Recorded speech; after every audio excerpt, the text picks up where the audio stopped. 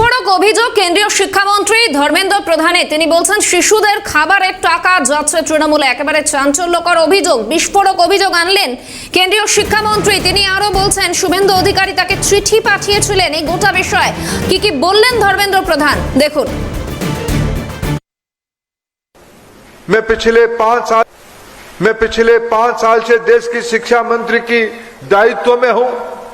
मेरे को कुछ दिन पहले मेरे मित्र शुभेंदु जी ने भेजा, एक चिट्ठा भेजा, एक पेटिशन भेजा। हमने नरेंद्र मोदी जी ने दिल्ली से बंगाल की बच्चों के लिए मिड डे मील में मध्याह्न भोजन में हजारों करोड़ रुपया भेजा। शुभेंदु दा ने मेरे को प्रमाण भेजा, कागज भेजा। मेरे को विश्वास नहीं हुआ, मैंने उनको बुलाया, दिल्ली आप आइए। वो दिल्ली आए, मेरे को विस्तार से कागज दिखाए। दिल्ली से भेजी हुई पैसा टीएमसी की पार्टीबाजी में खर्चा हो रहा है, पार्टी की खर्चा हो रहा है। ये ट्रेजरी के चालान से हमें पता चला।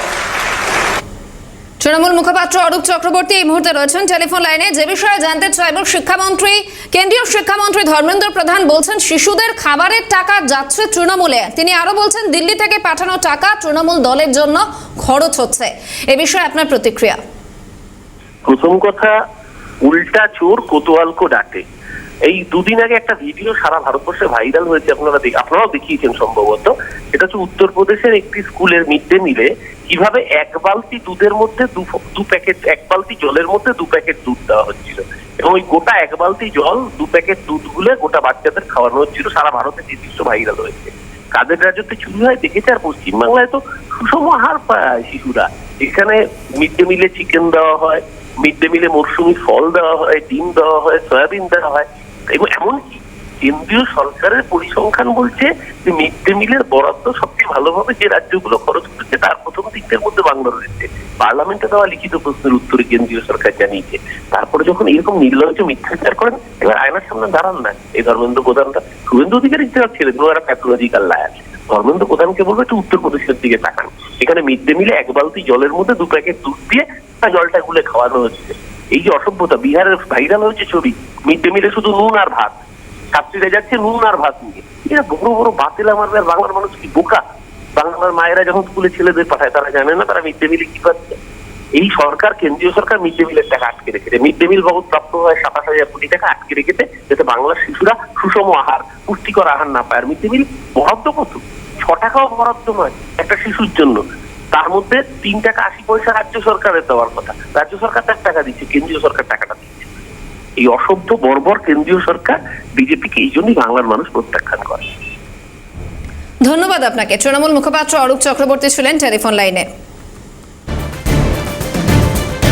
কেন্দ্রীয় শিক্ষামন্ত্রী ধর্মেন্দ্র প্রধানের এই বক্তব্য, শিশুদের খাবারের টাকা যাচ্ছে তৃণমূলে, এমনটাই বললেন তিনি। পাশাপাশি দিল্লি থেকে পাঠানো টাকা তৃণমূল দলের জন্য খরচ হচ্ছে, এমনটাই মন্তব্য করলেন কেন্দ্রীয় শিক্ষামন্ত্রী ধর্মেন্দ্র প্রধান।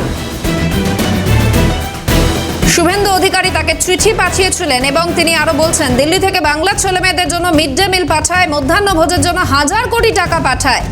দিল্লি থেকে পাঠানো টাকা তৃণমূল দলের জন্য খরচ হচ্ছে। ট্রেজারি চালান দেখে তা জানতে পারি বলছেন তিনি। আরো একবার শোনাই কেন্দ্রীয় শিক্ষামন্ত্রী ঠিক কি বলেছেন।